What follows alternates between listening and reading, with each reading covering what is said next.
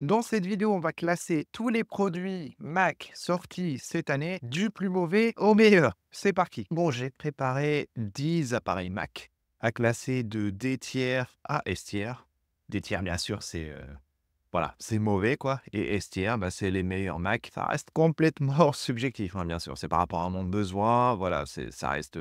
Enfin, le D tiers pour moi, ça peut être le S tiers pour vous. Donc, j'ai préparé le nouvel iMac M4 qui vient de sortir. J'ai aussi mis les MacBook Air 13 et 15 pouces qui vont sortir bientôt, en mars 2025, si vous avez vu ma dernière vidéo. Bon, c'est pas des produits existants, mais comme ça sort bientôt, je les ai quand même inclus. J'ai mis le Mac Mini M4 et le Mac Mini M4 Pro, les MacBook Pro M4, M4 Pro, M4 Max, et j'ai rajouté aussi les Mac Studio, même si c'est du M2 Max et du M2 Ultra, bah, il fallait bien mettre des Mac Studio là-dedans. Bon, ils sont pas encore sortis, normalement ça sort aussi en juin 2025, mais ça va nous permettre aussi de les classer. Et bah, c'est parti, le premier, bah, c'est le iMac. Alors le iMac, prix d'entrée quasiment 1 500 € avec une puce M4 très, très performante. Après, personnellement, le iMac, même si je trouve que c'est stylé et tout, je ne suis pas fan parce que j'aime bien avoir, le contrôle sur, clavier, souris. Bah, déjà la Magic Mouse d'Apple niveau ergo, c'est pas ce qu'il y a de mieux.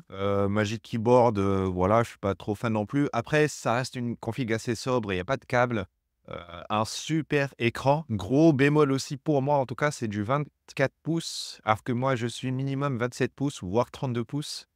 Donc ça serait dommage de prendre une config, sobre iMac pour au final mettre un deuxième écran et avoir des fils, quoi qu'il arrive. Donc moi pour, le iMac, comme produit, je ne suis pas fan et donc je vais le placer en C tiers. Bon, je vais pas le mettre en D non plus parce que je comprends l'attrait du produit, hein, pour certains, mais voilà, pour moi, ça va être du C tiers, c'est vite. Le MacBook Air 13 pouces. Alors, pour moi, le format 13 pouces, c'est le meilleur format qu'il y a niveau laptop parce que j'utilise rarement l'écran. Donc, il y en a qui disent: «Bon, c'est pas un écran OLED, voilà, moi je m'en fous». Mais j'aime bien le format 13 pouces parce que c'est transportable, ça fait pas de bruit, c'est léger. Limite, tu le mets dans un sac à dos, ça passe très bien. Avec la nouvelle puce M4 qui arrive, il va avoir 10 cœurs de CPU, 10 cœurs de GPU, 2 cœurs de CPU de plus que la dernière génération, ou 28 de performance en plus en multicore et en single core, avec la puce M4 par rapport à la génération précédente. 50 de mieux pour tout ce qui est ray tracing, donc pour le gaming, il va être bien aussi. 4 heures d'autonomie en plus. Il y aura rien niveau design, rien niveau connectique. En soi, niveau laptop, je pense que pour moi, en tout cas, le MacBook Air 13 pouces, c'est le meilleur. Voilà. Moi, je le mets en S tier. C'est l'un de mes produits heu, préférés chez Apple. Bon, il est à 1 300 €. Il y a 256 Go de SSD par défaut. Allez, A tier. Parce que pour 1 300 balles, tu t'attends quand même à avoir 512 gigas de SSD, quoi. Bon. Donc 1 300 et tu as que 256 gigas, bah, c'est pas haut. Donc voilà, je vais le baisser de S tier à A tier. Donc niveau laptop, c'est quand même nickel, quoi. Ensuite, le 15 pouces. Alors le 15 pouces, moi, ce n'est pas vraiment mon préféré niveau MacBook Air, parce que pour moi, le MacBook Air, le plus gros avantage, c'est qu'il soit petit, compact, voilà, tout ça. Donc, prendre un MacBook Air 15 pouces, comprends pour certains, mais pour moi, bon, en plus, il coûte 1 600 €. Donc, on commence un peu à rentrer dans les tarifs des MacBook Pro. Que, ouais, moi, je ne mettrais pas 1 600 € pour un MacBook Air. Euh, 15 pouces, pour moi, c'est trop. Enfin, je pense que c'est le 13 pouces, hein, il me semble, le format le plus vendu. Donc pour moi, c'est un B, voilà. Le 15 pouces, c'est un B. Le meilleur, c'est 13 pouces, surtout niveau tarif et tout ce qu'il faut. Le Mac mini. Le Mac mini, vous le savez, c'est un de mes produits préférés, hein, chez Apple. J'adore le Mac mini M4 qu'ils ont annoncé 700 balles, 16 gigas de RAM par défaut. Toutes les performances de la puce M4, hein, ça va être boosté ce truc-là. Il est meilleur que le M2 Pro niveau performance, euh, ce qui est énorme parce que le M2 Pro, il est à 1 700 balles. Tout ce qui est performance graphique, en plus, avec sa nouvelle taille là, il est ultra petit. Et donc, ce qui fait que potentiellement, on peut le transporter, on peut l'emmener avec nous. Après, on est limité par l'écran, mais imaginons que vous avez un bureau, et vous travaillez chez vous et que vous avez un bureau, bah, vous avez un écran chez vous, vous ramenez le MacBook, vous ramenez le Mac mini et quand vous allez au bureau, bah, vous l'emmenez avec vous parce que ça se met vraiment dans une sacoche, c'est tout petit, c'est tout fin, donc c'est nickel. Niveau tarif, bah, c'est 700 balles, quoi. C'est le produit le moins cher chez Apple et au niveau des concurrents, bah, on ne trouve pas de machine aussi performante pour 700 €, tout simplement. Ça va vous permettre de faire de l'édition de photos, de vidéos, enfin tout quoi. Enfin, vous allez vraiment pouvoir tout faire si vous voulez vous lancer sur YouTube, faire une chaîne, bah, vous prenez un Mac mini, vous êtes bien quoi. D'ailleurs, j'ai fait une vidéo dédiée, hein, du Mac mini, je vous invite à la voir, elle devrait apparaître là, où, je dis tout ce qu'il faut. J'en ai même fait 2, les 10 raisons, pour acheter un Mac mini. J'ai fait aussi une vidéo, de test détaillé du Mac mini avec les leaks qu'il y a sortis. J'ai fait plein de vidéos, si vous les avez loupées, c'est que vous n'êtes pas abonné, donc pensez à vous abonner, parce que je prépare plein de vidéos super sympas, je pense que ça peut vous intéresser. Donc pour moi, le Mac mini, c'est clairement S tier, hein. Pour moi, c'est le meilleur produit qu'il y a. D'ailleurs, niveau écran, je vous mets en description 3 écrans que je recommande pour le Mac mini, qui sont pour tous les budgets de 250 à 400 €. Et je vous mets aussi les liens du clavier souris que j'utilise depuis maintenant des années, hein, le meilleur combo qu'il y a. Je vous mets les liens en commentaire et en description, vous pouvez aller jeter un coup d'œil. Et même en prenant un écran, clavier souris, vous n'arriverez pas au prix, du iMac qui est de 1 500 € quoi, hein. Ensuite, le Mac mini M4 Pro. Alors la puce M4 Pro, elle est dingue, hein. Elle fait, en fait, le Mac mini M4 Pro, il est plus performant que, le MacBook Pro M3 Max qui coûte 3 700 €. Donc, niveau performance, c'est une petite machine qui coûte, 1 650 €, mais qui va vous donner des performances supérieures à un Mac Studio, M2 Max qui coûte 2 500 €, hein. Donc, pour les professionnels et en gros, quand je dis professionnel, ça veut dire que, vous passez toute la journée sur l'ordi. Parce que vous allez gagner quelques secondes de compilation en plus, voilà, de rendu graphique. Mais si vous utilisez, l'ordinateur pour faire, Photoshop, Lightroom, 1 heure de Lightroom, 1 heure de Photoshop par jour, bah, par rapport au Mac mini, vous remarquerez pas de différence, en fait. Mais par contre, sur la journée, si vous l'utilisez tout le temps intensément, là, vous remarquerez une différence et peut-être partir sur un Mac mini M4 Pro, c'est plus intéressant. Donc pour moi, par rapport au produit, par rapport au prix, pour moi, c'est un A. Donc Mac mini M4 Pro, 1 650 €, vous avez une bête de machine meilleure qu'un Mac Studio. En plus, maintenant, vous avez, du Thunderbolt 4 partout.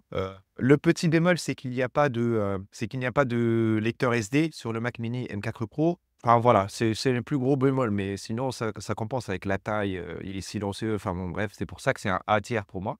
Maintenant, il reste les 3 MacBook Pro. Le premier, c'est vite vu, hein. Le MacBook Pro M4, pour moi, c'est une arnaque et ce produit, pour moi, ne devrait pas exister, hein. Moi, 1 900 € pour avoir un M4, la puce M4, elle est très, très performante, mais c'est 6 cœurs d'efficiency et 4 cœurs de performance. Sauf que pour le multicore, bah, les cœurs de performance, c'est ce qu'il y a de mieux et il vient avec 16 gigas de RAM par défaut, alors que les autres, ils viennent à 24. En gros, pour moi, le MacBook Air, en fait, niveau, produit, je ne vois pas vraiment à qui, il s'adresse. Bah, pour les personnes qui n'utilisent pas intensément la machine, bah, il y a le MacBook Air et payer 600 € en plus juste pour un écran un petit peu plus lumineux et un lecteur de carte SD, peut-être le ventilateur, alors qu'il y a pas besoin parce que la puce, M4 ne chauffe pas. Donc, ouais, le MacBook Pro, perso, je suis pas fan. Dites-moi en commentaire ce que vous en pensez. En M4, moi, je suis pas fan du tout. Le MacBook Pro M4 Pro. Alors, c'est pour moi, c'est le laptop parfait, hein, pour les professionnels, les développeurs notamment, les graphistes, voilà, les photographes aussi. Si vous avez besoin d'une machine, voilà, qui carbure, qui va compiler très vite, data scientist, voilà, pour tous les techos en gros qui bossent sur leur machine tout le temps, bah, un MacBook Pro M4 Pro, ça va être la machine parfaite, je pense. Ouais, le prix, c'est 2 300 €, donc peut-être un petit peu cher, mais en vrai, si vous voulez un Mac, les performances d'un Mac, bah et pour le milieu pro, bah, je pense que c'est des tarifs un peu normaux. En plus, il y a le boost de mémoire maintenant, il vient avec 24 gigas de RAM et c'est de la RAM unifiée, donc plus rapide que la RAM normale. 512 gigas de SSD par défaut. Ouais, c'est vrai, j'ai pas dit ça, mais le MacBook, Pro M4, qui vient avec 256 gigas de SSD pour un ordinateur qui se dit pro, je comprends pas, hein. Mais donc ouais, pour moi, c'est un S tier facile, hein. Pour les laptops, le meilleur, pour moi, c'est le meilleur laptop sur le marché, hein. Windows et Mac compris. Ça fait des années que j'utilise un MacBook Pro pour dev et j'ai toujours développé sur Mac et franchement, je trouve que c'est le meilleur. Je suis peut-être un petit peu biaisé parce que je préfère l'environnement macOS plutôt qu'un environnement Windows. Mais voilà, avec la puce M4 Pro qui est juste excellente, il est meilleur le MacBook Pro M4 Pro que le MacBook, Pro M3 Max à 3 700 €. Le MacBook Pro M4 Max. Alors j'ai fait une vidéo où j'ai revu, toutes les performances du M4 Pro, M4 Max, et M4 des MacBook Pro. Vous pouvez aller la regarder. La puce M4 Max, elle est ultra, ultra performante. Niveau GPU, elle est meilleure 25 plus performante que la M3 Max, alors que c'est le même nombre de cœurs de GPU, on est sur 30 cœurs de GPU. Niveau CPU, c'est la puce la plus performante du marché. Sur laptop, c'est la meilleure puce du monde.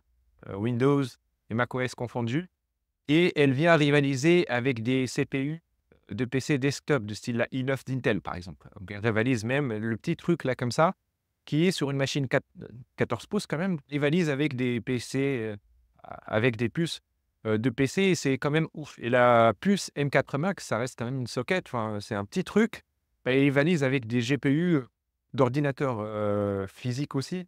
Enfin, c'est quand même très, très impressionnant, hein, niveau performance, donc rien que pour ça, pour les designers, les graphistes, bah, je pense que ça peut les intéresser. Après, ça reste un laptop à 3 700 balles, donc voilà, le prix d'entrée est quand même chéros, hein et bah, il y a d'autres concurrents comme le Mac Studio à côté, on va y venir.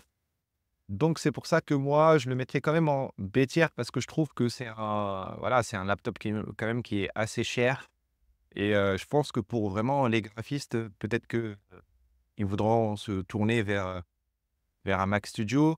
En fait, si si vous avez vraiment besoin de GPU, vraiment à fond parce que vous faites de la modélisation 3D, bah, il y a le M2 Ultra ou mais je vais y venir, le M4 Ultra qui va sortir. Si vous n'avez pas besoin de trop de GPU, ben il y a le M4 Pro. Donc c'est pour ça que le modèle M4 Max avec les performances actuelles du M4 Pro qui carbure énormément, bah, je vois pas vraiment, comment il va s'imbriquer en fait. On va le mettre d'ailleurs en C tiers, hein, même pas en B. On va le mettre en C. Alors ensuite, le, Mac Studio M2 Max. Alors le Mac Studio M2 Max, ce qui est con, c'est que, niveau performance, le M4 Pro fait mieux. Le Mac mini M4 Pro à 1 650 € fait mieux que le M2 Max. Donc après, ça reste un modèle qui date de 2 ans, hein, donc c'est normal. Et prix d'entrée du Mac Studio M2 Max, c'est 2 400 € actuellement, alors que, le Mac mini, c'est 1 650 €. Ce qui est intéressant, c'est qu'il y a pas mal de connectiques. Il y a de l'USB-C partout, il y a du Thunderbolt, il y a des, cartes SD.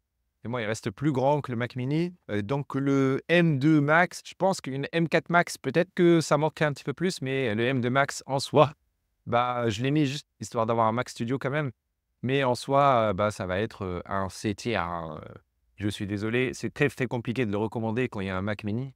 Je pense que personne ne va acheter un Mac Studio, rassurez-moi, personne n'achète un Mac Studio maintenant, hein. Vous n'achetez pas de Mac Studio. Le Mac mini est plus performant et il y a le Mac Studio M4 qui arrive, donc on se calme.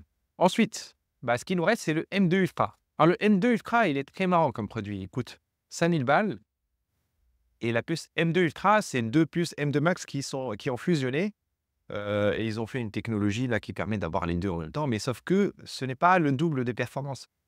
Niveau GPU, ça a 60 cœurs de GPU, mais c'est 20 plus performant que le M2 Max. C'est vraiment bizarre comme produit. Déjà, à sa sortie, il s'est pas énormément vendu parce qu'il coûte cher et niveau performance, bah, ça n'est pas hein, les gens préfèrent, prendre une carte graphique 4090 de Windows, et l'utiliser pour, tout ce qui est 3D plutôt que de partir sur un M2 Ultra. Donc il y a eu une promesse, mais la promesse n'a pas été tenue. Pour moi, c'est un, D tiers.